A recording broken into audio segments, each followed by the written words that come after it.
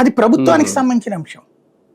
MLA డ్యూటీలో ఉన్నాడా లేదా రోజు వచ్చి అటెండెన్స్ ఇచ్చుకుంటాడే మీకు లేదు కదా. ఎమ్మెల్యే తన నియోజకవర్గానికి ఆ నియోజకవర్గ పని ఎట్లాగూ చేస్తాడు కదా.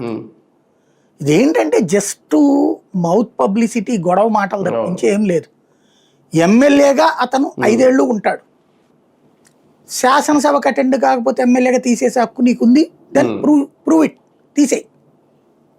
అది నేను చెప్పినట్టు బెంచ్ మార్క్ కేసు అవుతుంది, కోర్టులకు వెళ్తారు, తేల్చుకుంటారు.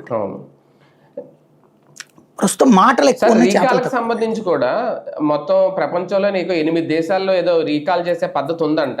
ఇప్పుడు కేంద్రం ఆ డెసిషన్ తీసుకోవాలి, స్పీకర్ ఆ డెసిషన్ తీసుకోవాలి అంటున్నారు. అలాంటిది ఏమైనా జరుగుతుంది మన దేశంలో కూడా? చట్టం ఏమైనా తెస్తారా? ప్రభుత్వాలని రీకాల్ చేస్తారు అక్కడ, ఎమ్మెల్యే ఎంపీ అని కాదు. ప్రభుత్వాలని రీకాల్ చేయొచ్చు అని పెట్టండి ఇక్కడ కూడా. ఈ దేశంలో కూడా ఇప్పుడు మేము హామీ ఇచ్చాము, ఈ హామీ సూపర్ 6 అని హామీ ఇచ్చాము, ఈ హామీ నెరవేర్చకూడదని మేము ఉంటదేమో కదా కొన్ని దేశాల్లో అలాగా రీకాల్.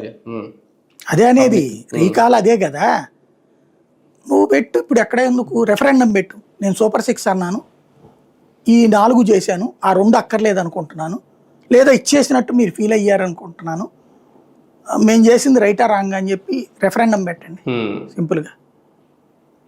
రైట్ అంటే కనుక ఓకే, క్యారీ ఆన్. కాదనుకుంటే దిగిపోతారా?